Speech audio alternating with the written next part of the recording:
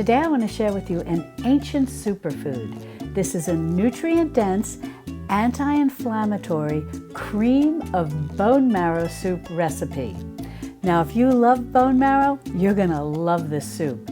But if you've never tried bone marrow, or maybe you've been a little hesitant to try bone marrow, this is the soup for you, because you're going to love the taste and you're going to say, why haven't I been eating bone marrow before this? Hi, sweet friends. If we're meeting for the first time, I'm Mary from marysnest.com and author of the Modern Pioneer Cookbook. And welcome to my kitchen. Well, let's go over the ingredients that you're going to need for this soup. The first ingredient that you're going to need are 2 pounds of raw marrow bones. Now, these can be beef marrow bones, bison marrow bones, lamb marrow bones, and maybe if you're a hunter, you've got venison marrow bones or elk marrow bones. All of these marrow bones will work for this recipe. What I used to make my particular soup were bison marrow bones, and I had 1-inch cut bison marrow bones. But you can use any cut of marrow bones. You can use canoe cut, you can use medium marrow bones, you can use long marrow bones. Any marrow bones that you have on hand will work. If you're shopping for marrow bones from animals that have been grass-fed and you can't find any locally, be sure to check the description underneath this video, where I have a link to my shopping guide that'll take you over to my website, marysnest.com, where I have a selection of purveyors of grass-fed animal products, including marrow bones. Plus, I have discount coupon codes for you for all of them. Moving on with the ingredients that you're going to need to make this cream of bone marrow soup, you're going to need 1 medium-sized yellow onion. Then you're going to need 1 medium carrot and 1 stalk of celery. These are going to make the basis of your mirepoix, which is a French word that basically refers to a mixture of onions, carrots, and celery that are then sautéed and become the base of a soup. The general ratio is 2 parts onion to 1 part carrot to 1 part celery. And if you have a medium-sized onion, again, this isn't an exact science. We're home cooks, so don't get too wrapped up in the exact measurements. But basically, if you have a medium yellow onion and you have 1 medium-sized carrot and a stalk of celery, you're going to have the right ratio. Next, you're going to want 2 tablespoons of ghee or clarified butter. If ghee or clarified butter are new to you, they basically are butter that has had the milk solids removed. They're melted down and the milk solids float to the bottom. And the only difference between ghee and clarified butter is that with ghee, the milk solids are allowed to toast a little bit, giving a wonderful flavor to the ghee. And with clarified butter, the milk solids are removed very quickly, so clarified butter has a more simple, pure flavor. Now, I like to use ghee in this recipe because I feel the flavor complements the bone marrow beautifully. However, if you'd prefer, you could certainly use butter, or you could use a combination of butter and olive oil, or you could just use olive oil. Now, if you have tallow on hand, which is beef suet, the fat that's from around the kidneys of the cow, and you have rendered that, that is tallow. And you can certainly use that rendered suet that is now called tallow to saute your mirepoix in. That's giving you a double nutrient-dense boost, both from the bone marrow and the beef tallow. And if you're wondering, the flavor of the bone marrow with the tallow complement one another beautifully. Next, you're going to need 1 teaspoon of a fine ground sea salt and a ½ teaspoon of freshly ground black pepper. The next ingredient, to a certain extent, can be optional, and I'll explain why in a minute. But I do like to add 1 tablespoon of an all-purpose flour. This does help thicken the soup. However, this is not something that our ancestors would have most likely done. Ground flour was very precious to our ancestors because they often had to bring their whole grain wheat to a miller who then would mill it for them into flour, and they had to pay for that, and then they would bring it home, and they were very judicious with the freshly milled flour they had for making bread and whatnot. But how did they thicken soups and stews and so on and so forth? Well, it was usually thickened with, and if you guessed it, given what we're making, it was thickened with bone marrow. So you may, if you wish, leave out the flour, and you will still get a beautifully thickened soup once you puree it with the bone marrow. But I do like to add the flour just for that little extra special bit of binding help that flour offers. But know that it is optional, and either way your soup's going to be delicious, and it's going to be very appealing to look at. You'll want to deglaze your pan with some type of acid. In this recipe, I used a 1/4 cup of white vermouth. White vermouth is a fortified wine, and I like keeping these in my pantry because they are prepared in a way that once opened, they have a very good shelf life. They're very unlikely to become vinegary the way a bottle of wine would be once opened and left in a pantry. But if you have a little extra wine on hand, you can certainly use that.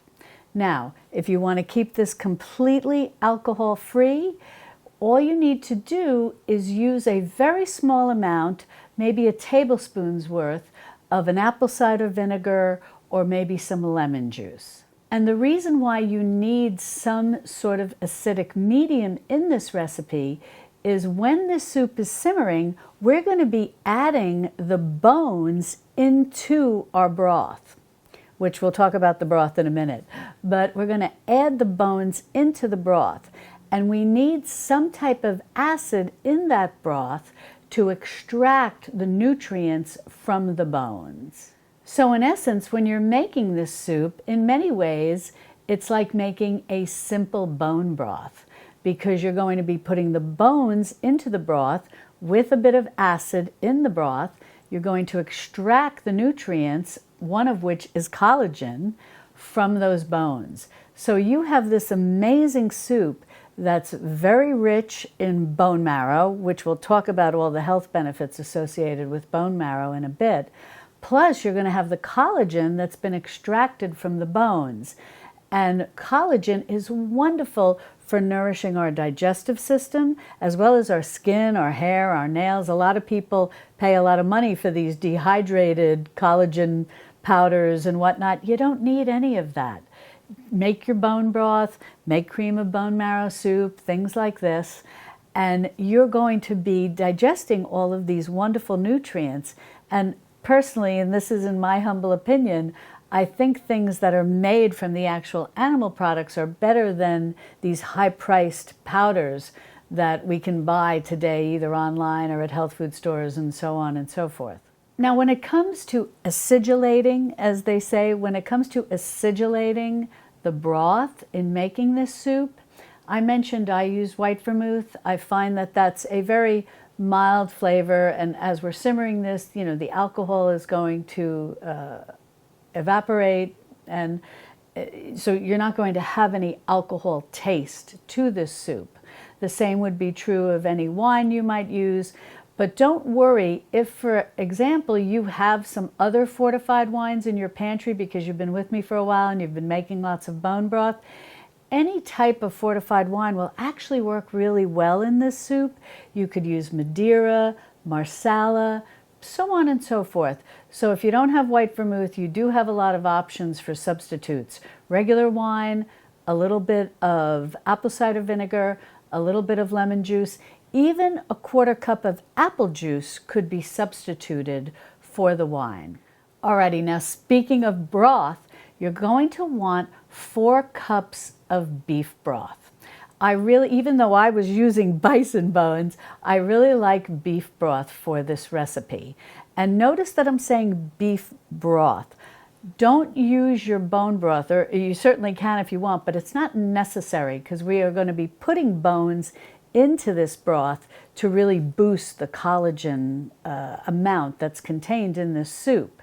So if you have a very simple beef broth, and I have a detailed video where I talk about the differences between broth, stock, and bone broth and how they're made. And I have videos also with recipes showing you how to make these different options. And I'll link to all of that in a curated playlist for you in the description below. But a simple beef broth works very well. Now, can you use chicken broth if you have it? Sure.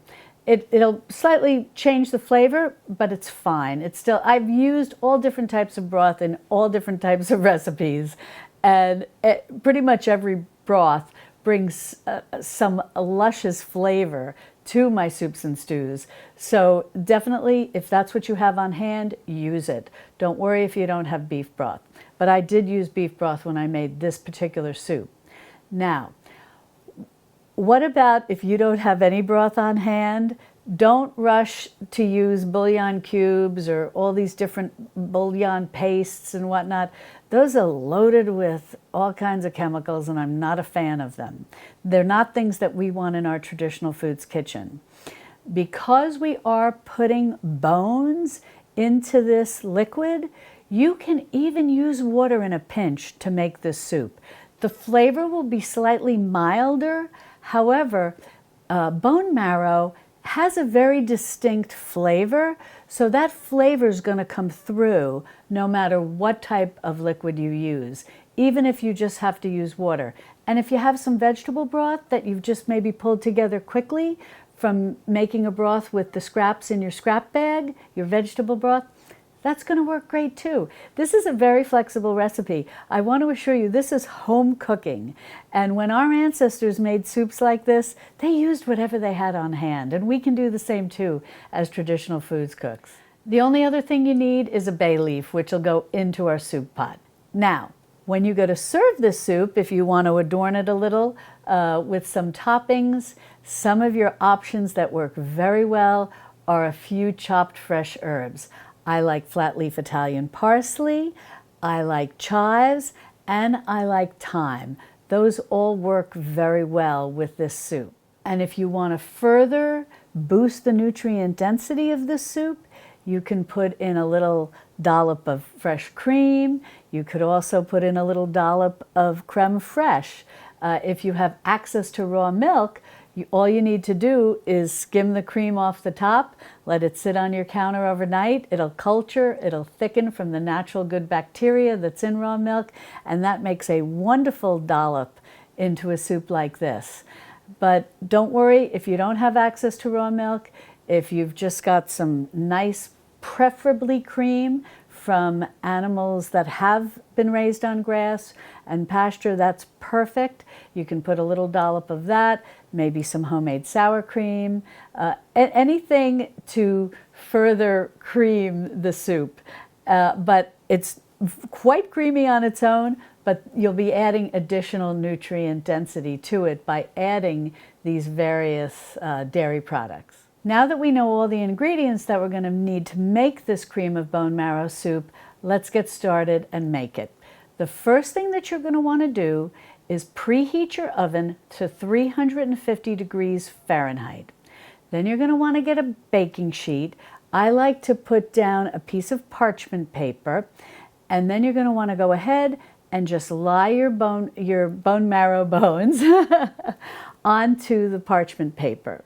Once your oven comes up to temp, you're going to want to go ahead and put your baking sheet with the marrow bones on it, and let them roast until the marrow begins to kind of bubble up a little. It'll take on a little bit of golden brown color to it. If you're using medium length marrow bones or long marrow bones, you'll see this happening on the side.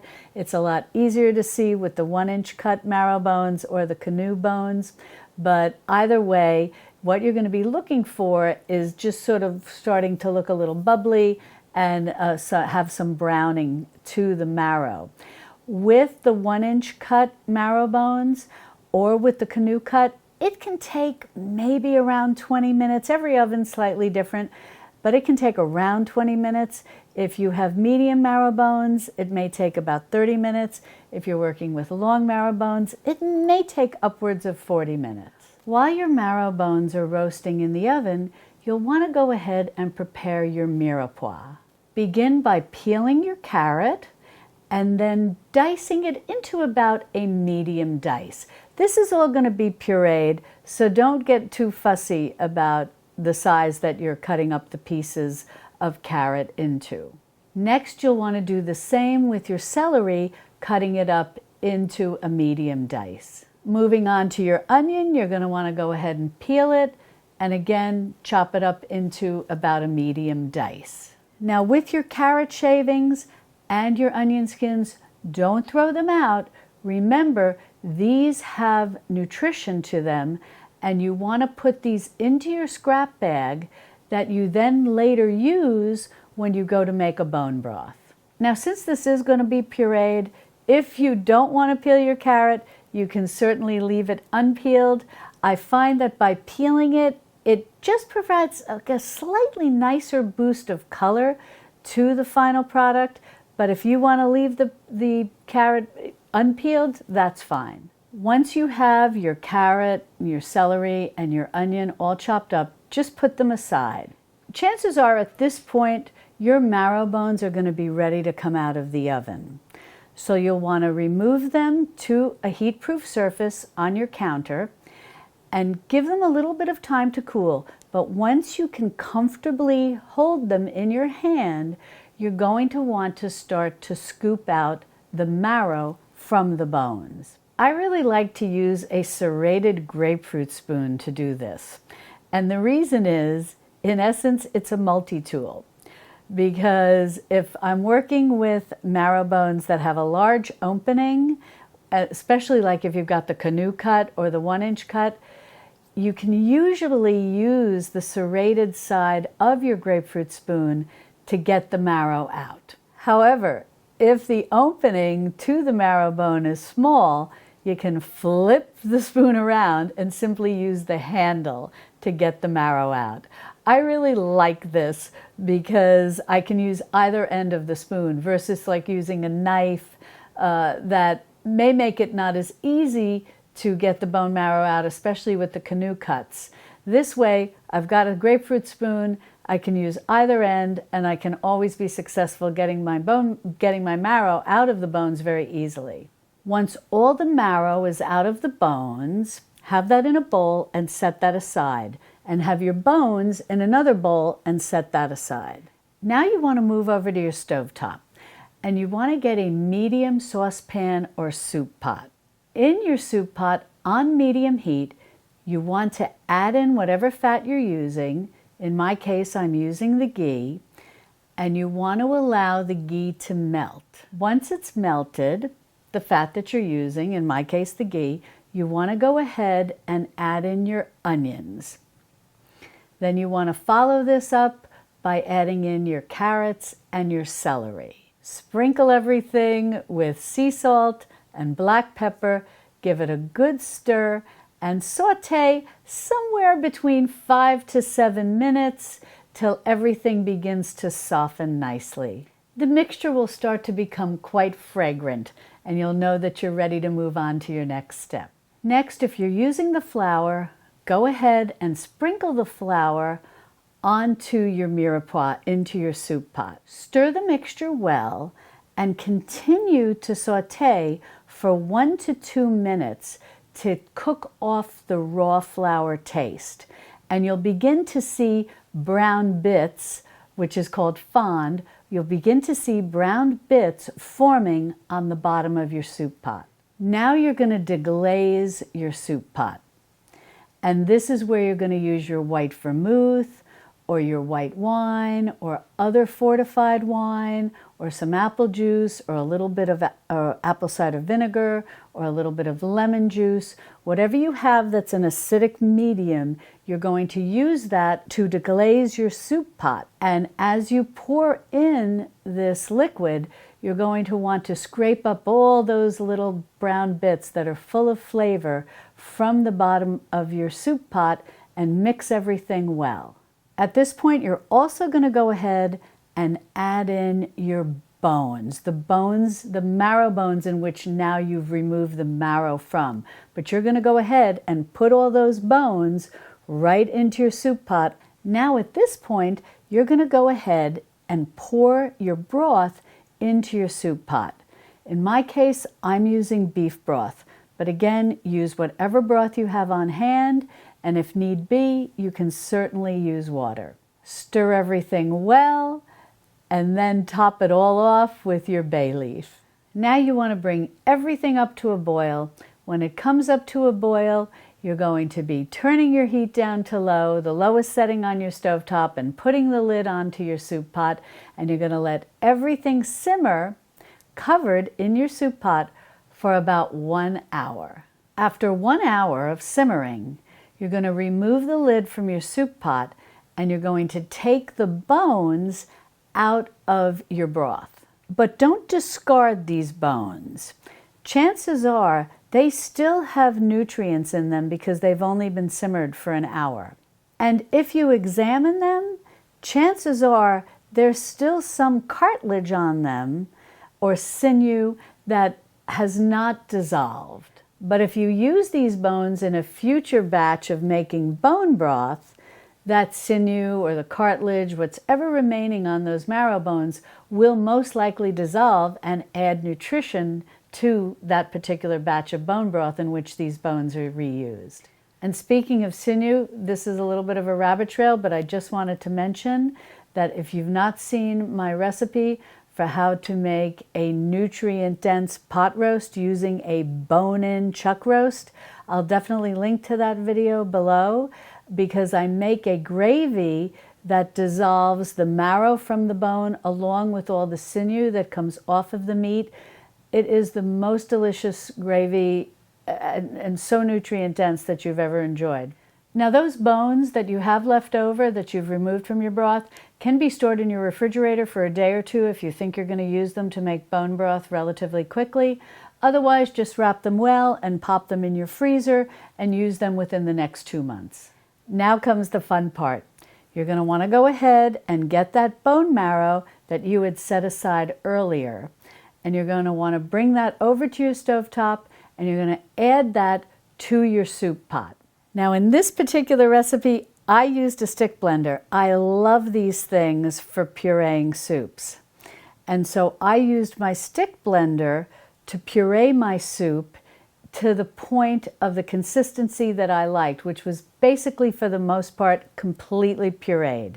You can certainly leave some chunkiness to it if you like. Now, if you don't have a stick blender, you can ladle your soup in batches into a regular blender and just blend it to the level of puree that you like, and then transfer it back into your saucepan, your soup pan, when you're finished, your soup pot, when you're finished pureeing it, all of it, and reheat it.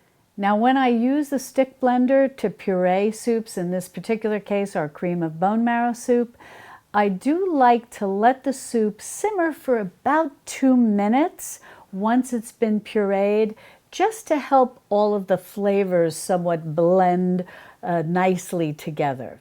Once all the flavors have melded together and the soup is nicely heated through, it's time to ladle it into our soup bowls. And just go ahead, put as much as you want into your bowl, and then you can go ahead and sprinkle it with some herbs, like I mentioned earlier, or a dollop of cream or fresh cream, whatever your heart desires.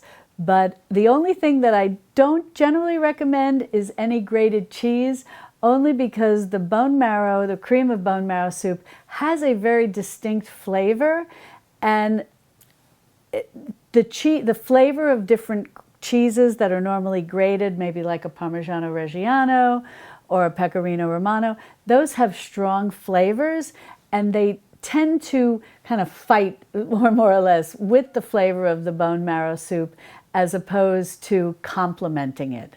I find that some cream or creme fraiche works beautifully. and a little sprinkling of herbs always just makes everything look very appetizing, and also adding some nice flavor. Today, what I've got sprinkled on here is a little chopped flat leaf Italian parsley.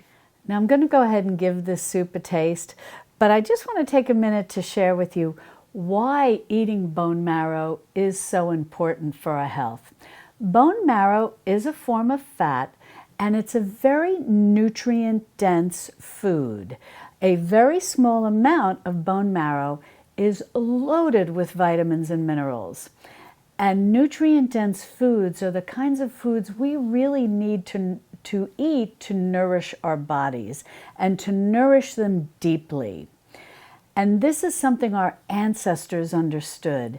They ate organ meats and bone marrow on a regular basis because they knew that it would keep them healthy and strong. It would help women be able to produce strong and healthy babies, and also to be able to conceive easily.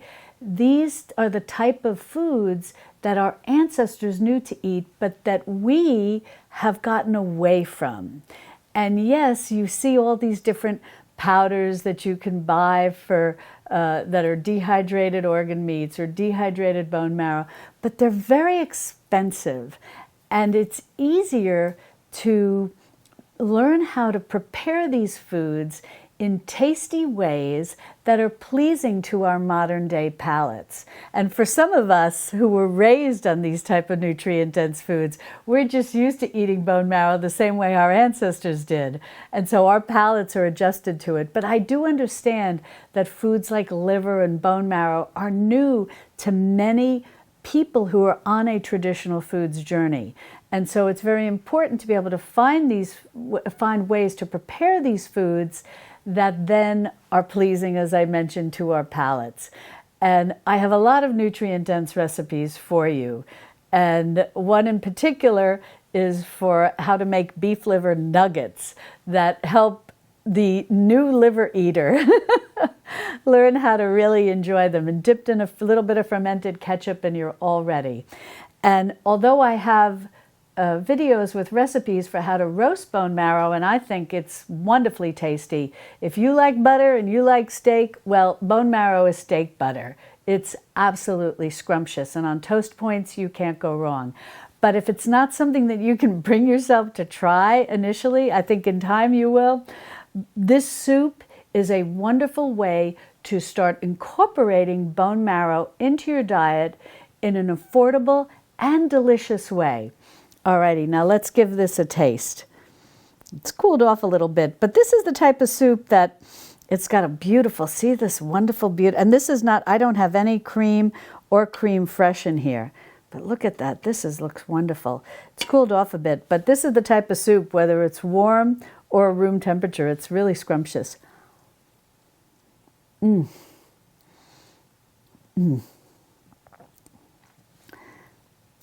That is so delicious. I am 100% confident that if you have not been able to try bone marrow yet, and you make this soup, this is going to become something regular, especially during these cold winter months. This is going to become something that you're going to eat on a weekly basis. You're going to love this. And I am also 100% confident your family's going to love this, especially if you're feeding young children who need foods like this. They're going to like this soup. It's really tasty. The mouthfeel is amazing. It's so creamy and so luscious. Alrighty, well, if you want more recipes for how to make a whole host of nutrient-dense foods, be sure to click on this video over here where I have all of that and more. And I'll see you over there in my Texas Hill Country kitchen. Love and God bless.